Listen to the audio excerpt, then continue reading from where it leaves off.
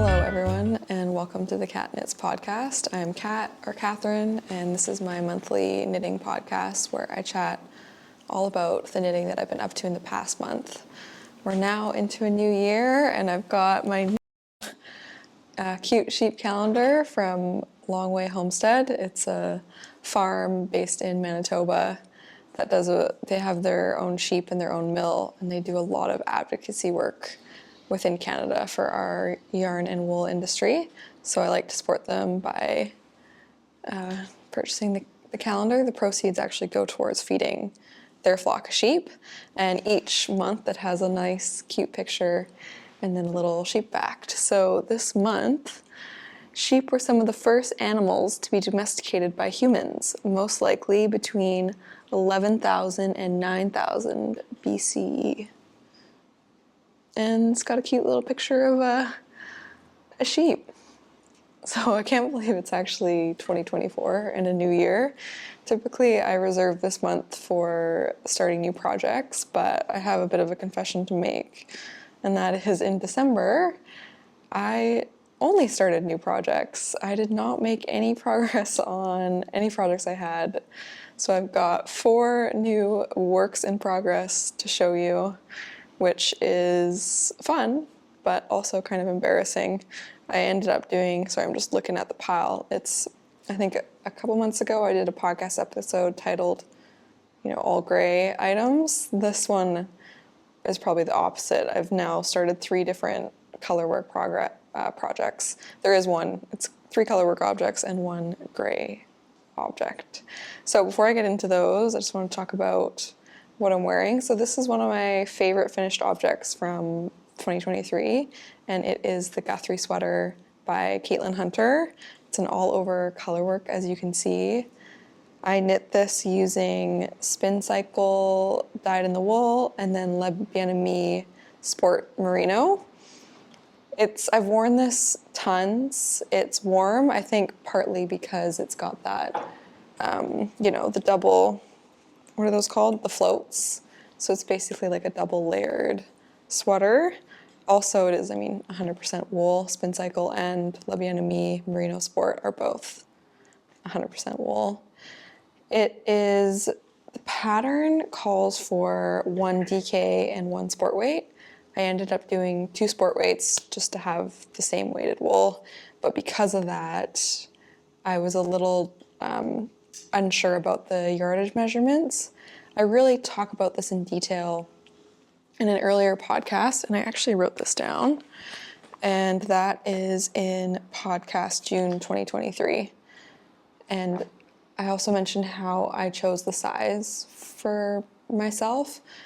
This pattern, if you look at some of the most popular or most helpful patterns on Ravelry, they mention how the gauge swatch is quite a bit off.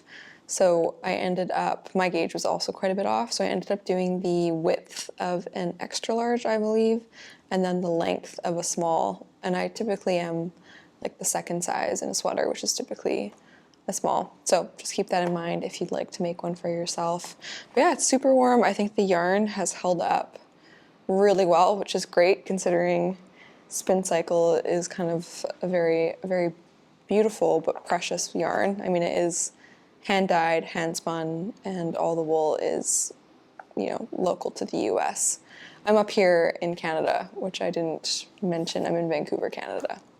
So yeah, this was a super fun project. I totally recommend it. It's entertaining because there's no repeats in the colorwork pattern, so it's always different. They're also kind of short colorwork blocks before you start. Each motif is only maybe an inch long before you start, switching it up a little bit. Also, just the nature of Spincycle with the yarn changing colors, that adds like a fun aspect, a little more entertaining aspect. And then it's got this really awesome detail on the cuffs. The cuffs, rather than being like a 2x2 rib, it's a cable is where you would typically knit. So it's got a lot of details. I think it turned out really well, and it also fits really well, and it's been wearing really well. So can't recommend it enough. So the first project that I started in December was something that I've talked about quite a bit, and that involves this beautiful swatch of Fairisle, and that is the Unst Sweater by Wallin. I'm gonna use my iPad to show the picture. So that is what the final sweater should look like. It is knit in Jamieson a Shetland yarn, which comes in these 25-gram hanks. I ended up purchasing the kit from this sweater from Camellia Valley Farms in Canada. They have a wonderful selection of all the colors that you need for Wallin patterns. So, and they also, their yarn was I think $1, if not a little bit more cheaper than the other yarn stores that I found. I found that the other yarn stores in Canada didn't actually carry all the colors that I needed or the quantities, so that I definitely recommend if you're thinking about doing a sweater to order from them. So they're 25-gram balls. This sweater will require 11 different colors, and if you're not familiar with Fairisle, basically most of the time you use 2 colors each row, and then those 2 colors are very quickly swapped out between rows. So you only do a couple rows of each color, which is why you can see there is a gazillion ends. I did knit this in the round, which also leads to all the ends rather than back and forth. So this yarn, it is a non-superwash Shetland yarn. That means that it will felt. So typically you want a felting yarn when you do Fairisle projects because you want to steek them, which is what I will be doing with this cardigan. The yarn itself is about sport weight, so it's pretty thin. Let's see if they have needle recommendations on here. Yes, they recommend a US 3, which is a 3.25, which I think is actually the needle that the pattern suggests, which hopefully I knit this in that needle. Yeah, I would have. Yes, I did. I did knit it. Sorry, I had a small panic attack there. This is a couple more of the patterns, or the colors, sorry. So as you can see, it's kind of like a very fall, they're really rich colors. It almost looks a bit 70s as well, which I liked, which to me this sweater also has that slightly 70s vibe. I think just the tones, like the browns and stuff, it's a little more what I'm going for. So I started by knitting this swatch, which as I mentioned, I knit it in the round, which I've never done before. And actually what I did was I knit the first half of the swatch back and forth, and then I switched to knitting in the round just because I was curious. I've heard that your gauge changes, but I just wanted to see. Oh, my dog is, I don't know if she's peeked into the frame yet, but she's just up and sniffing around and curious. We've got a lab named Goose, which she does sometimes get featured on my Instagram and in my Ravelry photos if you're curious to see what she looks like. So where was it? Oh yeah, the swatch. So I knit it in the round. I knit the beginning, I knit it back and forth, and then I did decide to knit in the round for the second half. And I was curious to see if my gauge changed, and it did. My in the round is definitely tighter than my back and forth, which I just wouldn't have guessed. I am slightly tighter than what the pattern calls for, which is typical for me. I have not learned yet how to be a loose knitter. I know Elizabeth Zimmerman, who has some wonderful books about knitting, and she's quite, pithy and very well with words. She always talks about the benefits of being a loose knitter, so that's something I should work on. Because of that, I will be knitting up a size larger than what I typically would be. I also do like sweaters to be roomier. That's why I also size up for this sweater. I'm not a fan of tight-fitting clothing, so I do typically choose the larger option whenever I'm between 2 sizes. Just that's my personal preference. This was a lot of fun to knit. It was very entertaining. So when I went to move on to the actual sweater, the sweater itself is knit in pieces. So the cardigan, you knit the left front, the right front, and the back. Then you mattress stitch up both sides, and then you do some stitching across the shoulders to join it. And then lastly, you knit the sleeves from the bottom up, and then mattress stitch the sleeves in as well. And I should say that they're, they're set in sleeves, which I haven't done before.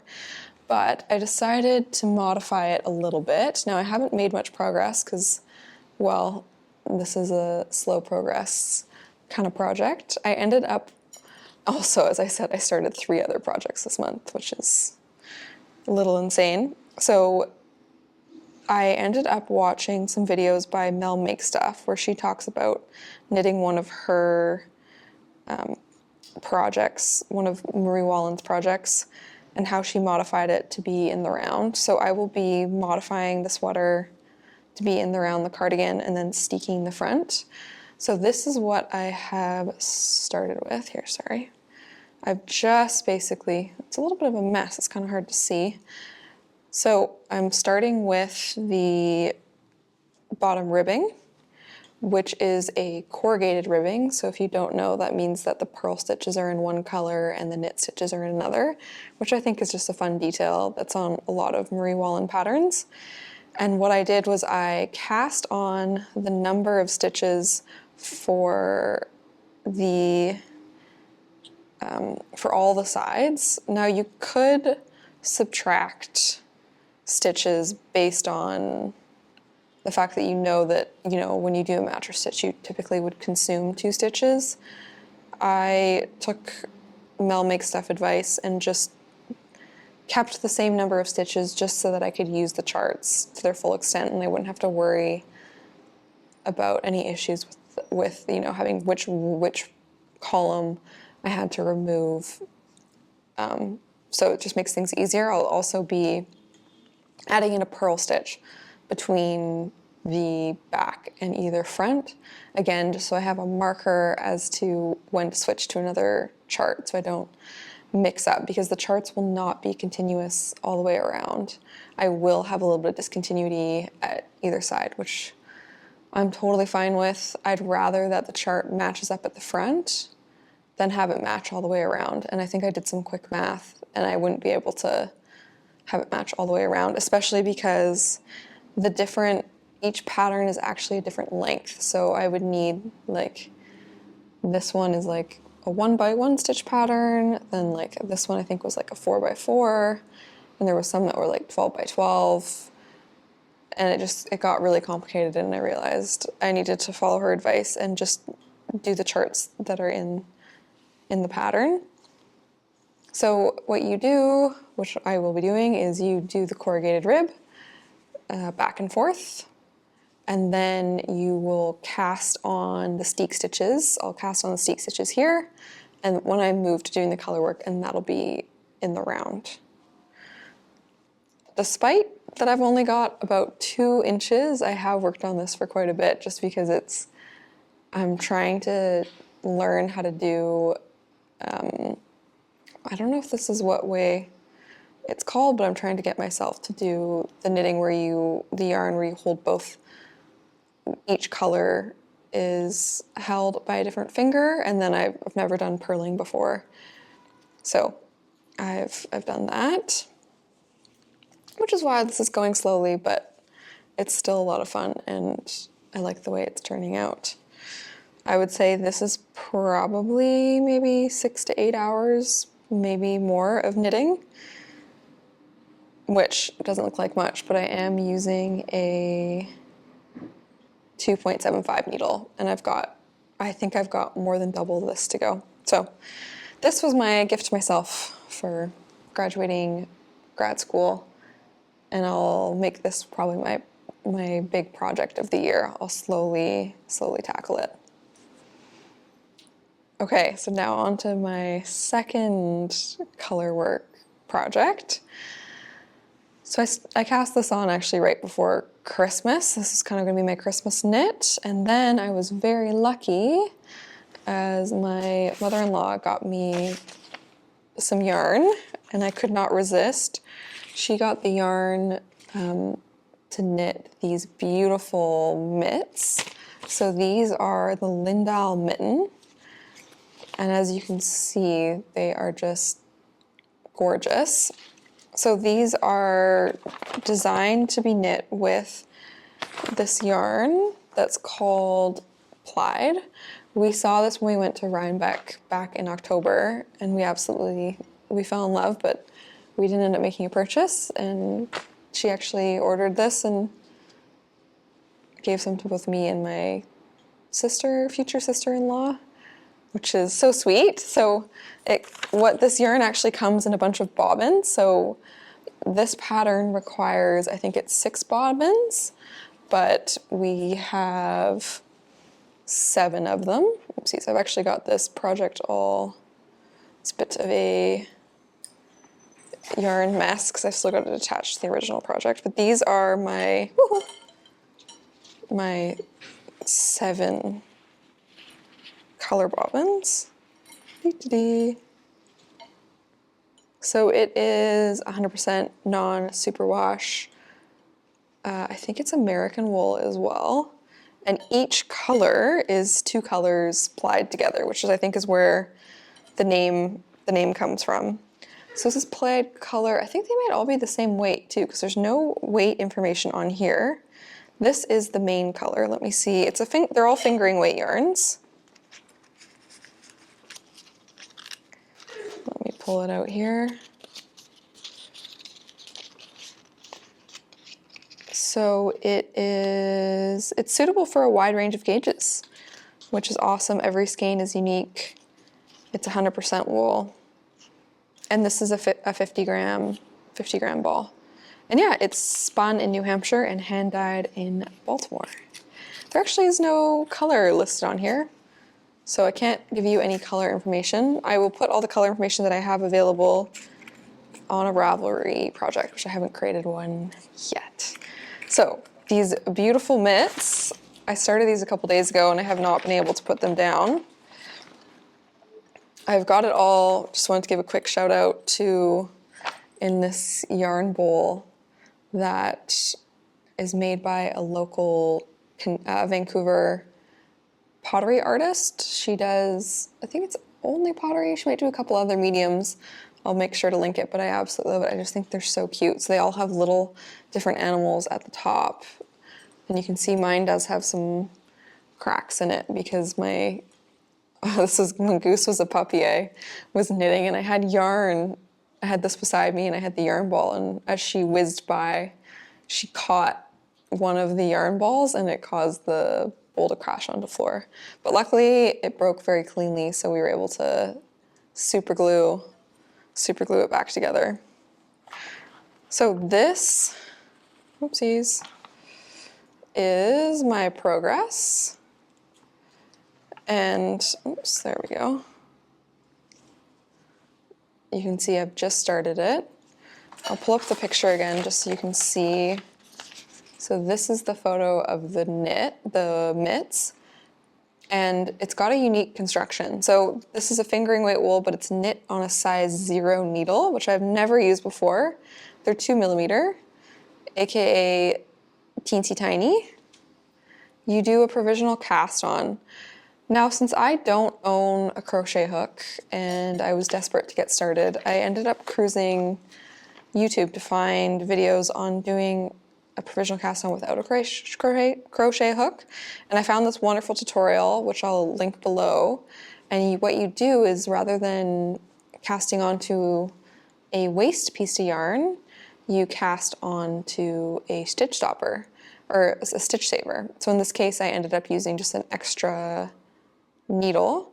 And for those that don't know, a provisional cast on, what it allows you to do is you leave the stitches live, so then later on you can either graft or put another needle in here and knit the other direction.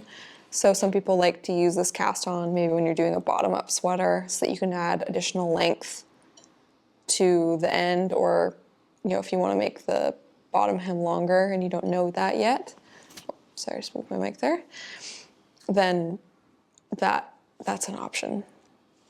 So I've just started, but this will actually be the top half of the mitt, and you knit that this way and then graft it together.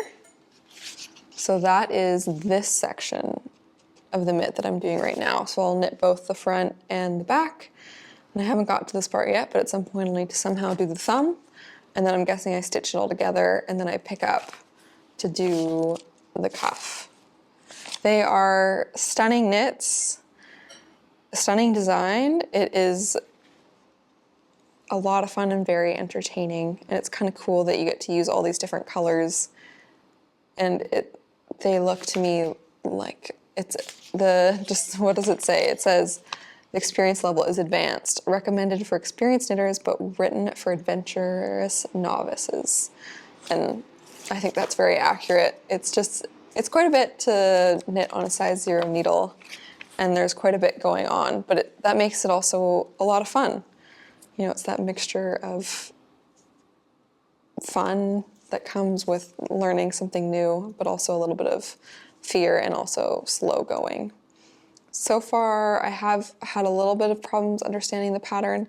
I'm going to create a Ravelry project for this and write down just the areas that I struggled with and how I interpreted the pattern.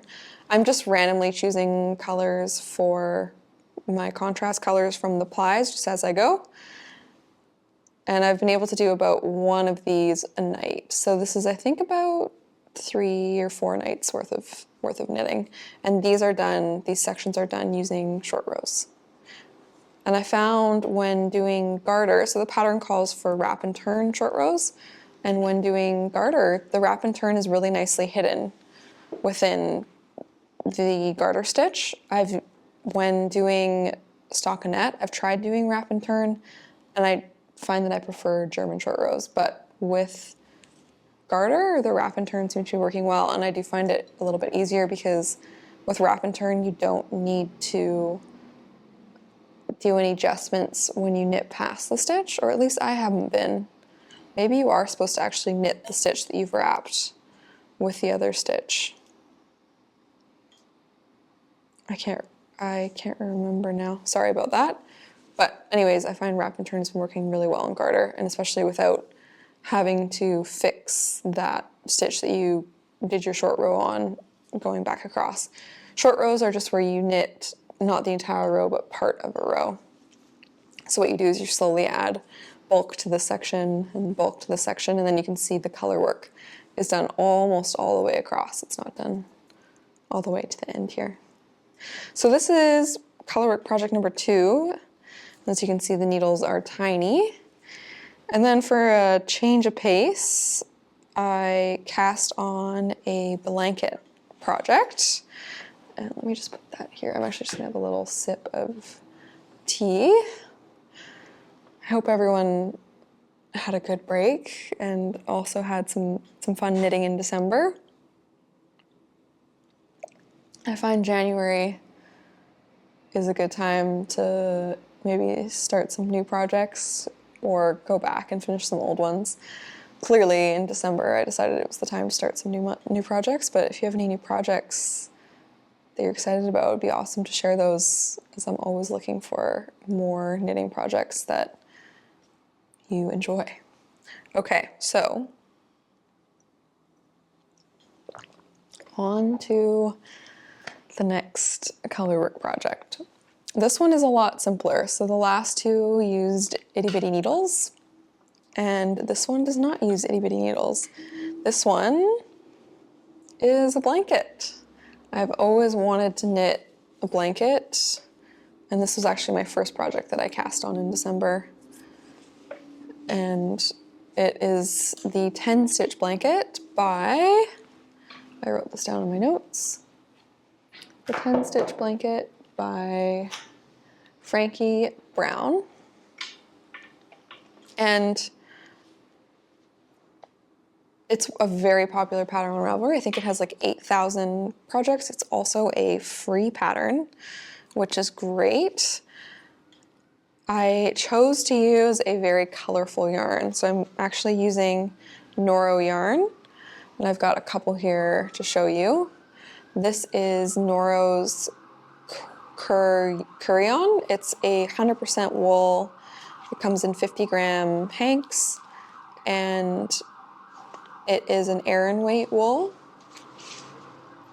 It is non-superwash. It is felting. It is single spun, and then of course it's self-changing colors. I love Noro yarns. I do find that for me, I have to find patterns that I like to use them for. So I like using them for kind of more, they almost to me give a little bit of like a rustic kind of hippie kind of vibe. So I have used them before for knitting one of my favorite projects, which is the Baby Surprise Jacket by Elizabeth Zimmerman.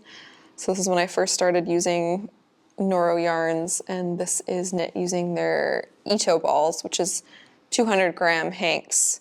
It's very similar actually to the Kureyon, but I think that there is a little bit faster color changes, which you can see in the baby surprise jacket versus in the Kureyon. Sorry, I'm definitely pronouncing that wrong. I think that the colors last quite a bit longer before switching. It's a little bit of a more rustic wool, but I absolutely love working with it. Like I said, it's very easy to join new balls. The colors are addicting to watch it change as it goes. And this project is very simple and enjoyable. So as you can see, you start in the middle here and you cast on 10 stitches. The entire blanket is knit in garter stitch, which is nice. So you have 0 purling. I'm knitting this in a 5.5 millimeter needle, and I'm actually onto my second ball of wool. I found that each ball, so this ball actually ended right in here. So, and then this is the second ball. So I found it was about a foot by a foot, which is what one ball gave me, which I was hoping it would be a bit more, as I've realized I kind of want this to be about, well, the nice thing about this blanket is I can just stop whenever I want, because it's, you know, center outwards, and it's just the same pattern on repeat. But I did want it to be about 3 by 3 feet, which means I will need 9 balls of yarn. I'm kind of hoping it was a little bit more than 12 feet, or 12 inches, sorry, for the one ball. So I'm hoping that I can use fewer. I'm hoping that my math is wrong, as 9 balls is quite a bit of yarn for a blanket, but it should be an absolutely toasty blanket. This, like I said, the pattern is extremely popular and it's free. And what you do is you knit your first little square, which is a 10 by 10 garter bridge. So garter stitches are square, which is why you're able to knit this, which is why all the math works out so well. And you knit this first bit, and then you do short rows to do this corner. So you slowly, and I've actually got a short row corner in progress right now, so you can see you almost slowly knit the top part of the corner more and more and more to get till you're at a 45 degree, and then you will slowly grow the top more than the bottom. So you kind of fill it in like this to then be back again parallel. And once you finish your corner, here there was no picking up stitches, so I just kept going, did my first corner, then I immediately jumped into the second corner, Before now, when you're here and you start knitting, what you'll do is you'll pick up stitches along the edge of that garter. And so what I did is every row, I slipped the first stitch purlwise so that it was easier to pick up. And you want to pick up once per ridge, which is 2 rows of knitting. And then there is a technique which I followed, and I'll post that project link below, to have this very kind of clean slip stitch looking line between all the rows. And as you can see, you just keep keep going and going. And then this is what the back looks like, which is also very neat and tidy. In the Ravelry project, I'll include all the colors that I'm using. I'm not as big of a fan of the brighter colors that are in the second yarn that I've chosen. So I think I'm gonna stick to Noro yarns that have less red or orange in them. So as you can see here, I actually originally bought 5 of these. Oh, that's a loud truck. I originally bought 5 of these, but then somehow moving between the yarn store and the car, I lost one, which is too bad. So now I only have 4. I think this one though, it's just too bright to go with my motif. I'm gonna stick to more Noro yarn colors that are around this one. So more of those kind of darker, deeper shades. And I'm hoping this blanket, since it's knit in Noro yarn, which is a very, I find, sturdy, beautiful yarn, I can really just not throw this blanket around, but I think it'll be a very durable, well-used blanket. I could see myself bringing this, you know, to lie on the grass, as well as putting on my bed. Sorry, the radiator is kicking in, so you can kind of hear it ticking, or at least I can hear it ticking. Maybe you can too. One thing I did forget to mention, which I just realized for the Marie Wallin pattern, is Marie Wallin has a Fairisle Club that she releases once a year, and that Fairisle Club is releasing February 28th. So mark your calendars. You can check out her Instagram page, and she has what the Fairisle Club will be this year. That's the only way to have access to her previous Fairisle Club patterns. I absolutely love some of her previous Fairisle Club patterns.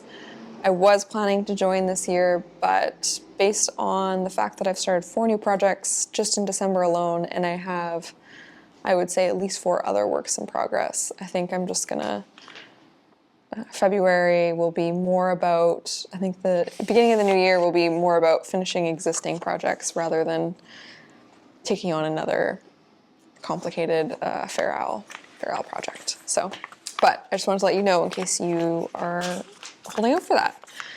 All right, so the last project that I started, which I've actually got part of it finished, so it's not a complete work in progress, and that is, oopsie doopsie doo, we are caught up here in some other things, and that is, check it out. It's a pair of socks. So I managed to finish 1 sock, and then I made good progress on another sock. So this is, I think, my favorite sock yarn.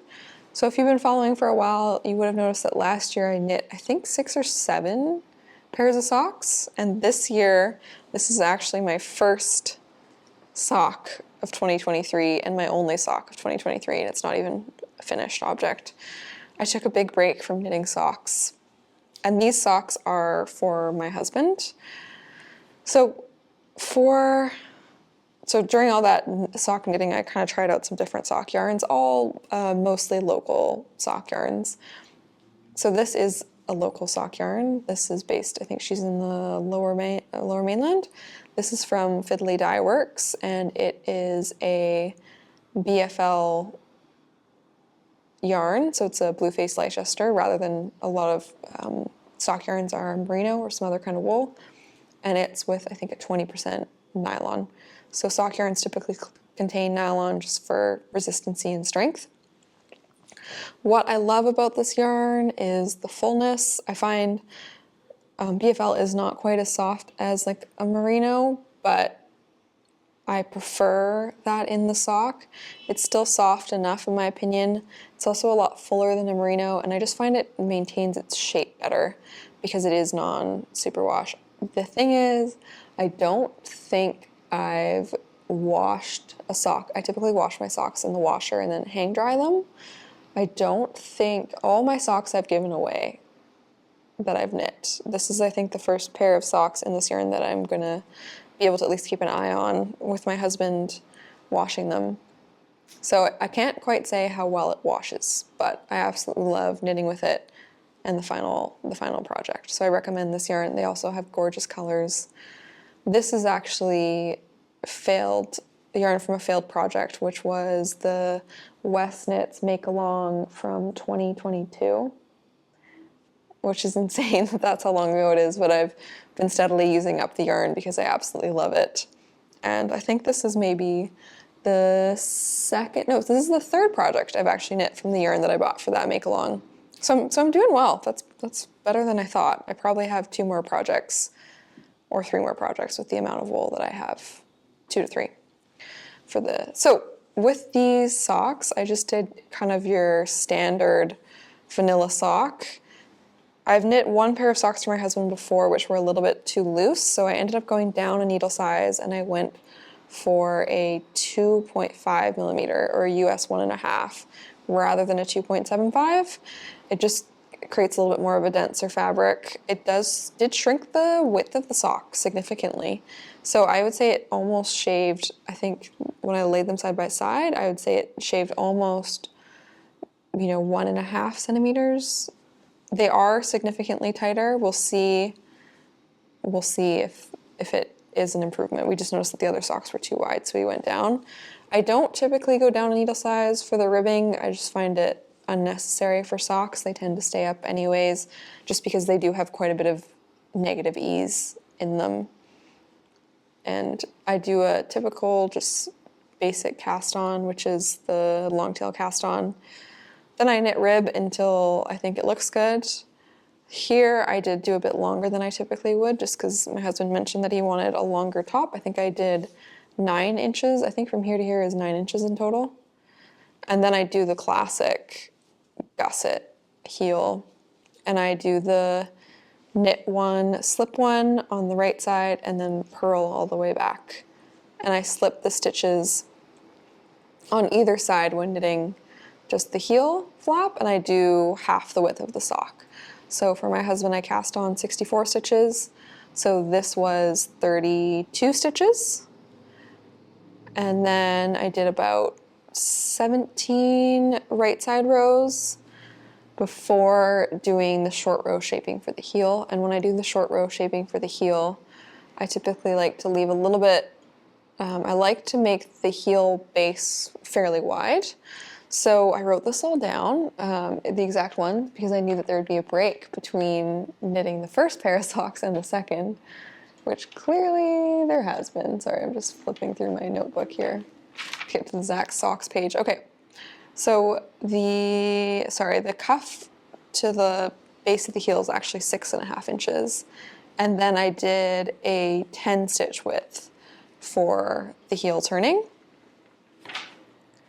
And once I finished turning the heel, which you do through short rows, I then picked up stitches, and I typically just pick up for every, so when I'm slipping the first row, which I did also for the 10 stitch blanket, it just makes it really easy to pick up any back and forth knitting, because you typically have 1 stitch for 2 rows.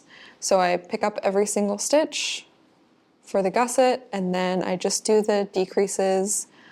At this point, if you've never knit socks before, you've got these stitches on your needles, these stitches on your needles, these stitches on your needles, and then the top stitches on your needles, and then you knit from there downwards, and then you do decreases where you broke for the heel and the top of the sock.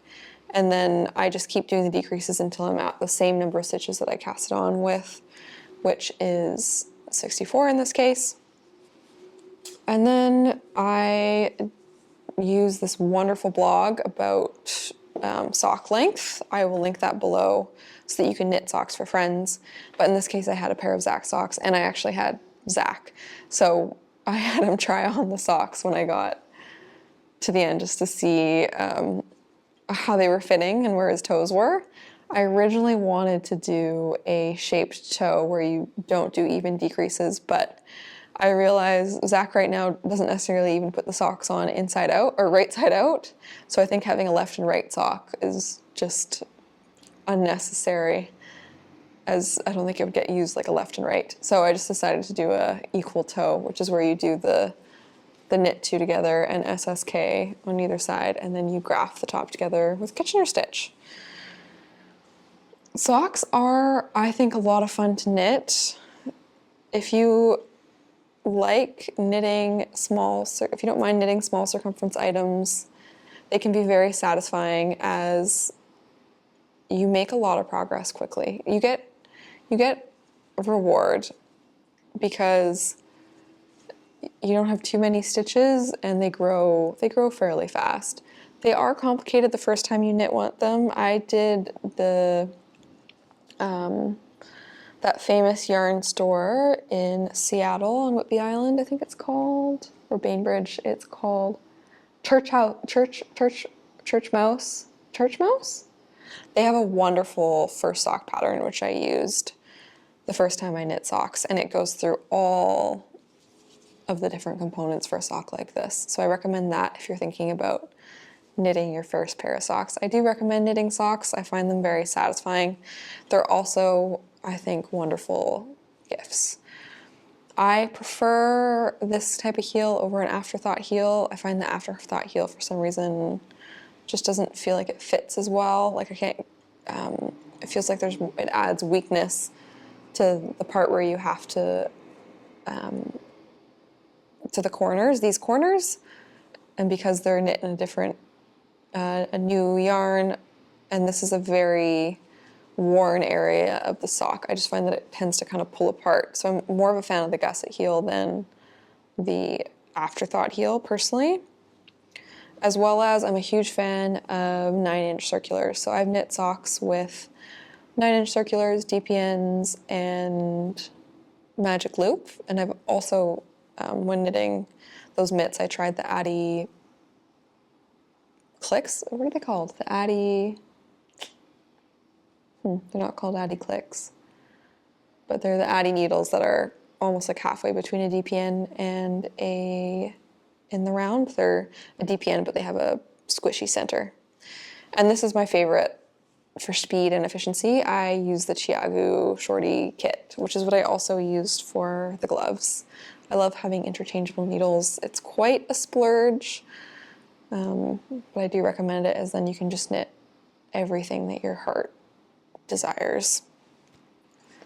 So yeah, that was my last cast on object. Now, if you watched my last episode, you would have known that I made a decision to do a little make along throughout the year, and that is for every month in the new year, I wanted to try to knit 2 advent calendar mitts.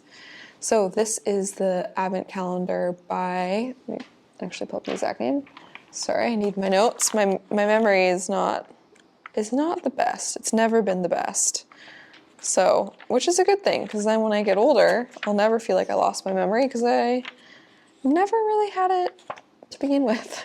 Okay, so this is the Mitten Garland Advent Calendar by Kathy Lewinski. Again, it is a free pattern, and each mitt is different, and my goal is to knit 2 of these a month. So I knit this one back in, I think it was November, and then I didn't make any progress this month, but I'm planning on doing 2 per month in the calendar year. So as you can see, I've already got 1 done for January, so I just have a second one to do if you'd like to follow along. My goal is to have the full set done, of course, for Christmas next year. And these are knit in the Holst Garn super soft yarn, which is, I would say, a lightweight fingering yarn. It's 100% wool. It comes in 25 gram hanks, which is great, and it is non-superwash. These mitts are all over color work, and I've got a whole whack of colors. I haven't forgotten about these. That's what I wanted to assure you. I will be continuing with this project. I started a new job in January 2nd, and we'll see how that affects my knitting ability, but hopefully, or not ability, but time, hopefully not too much. So I hope you had a wonderful break. That's all for me for January, and all the best with the new year. Like I said, if you want to indulge in a new project, I always think now is a great time to do that, and please share with me what you decide to do. Thanks again for stopping by. all the best. Until next time. Toodles!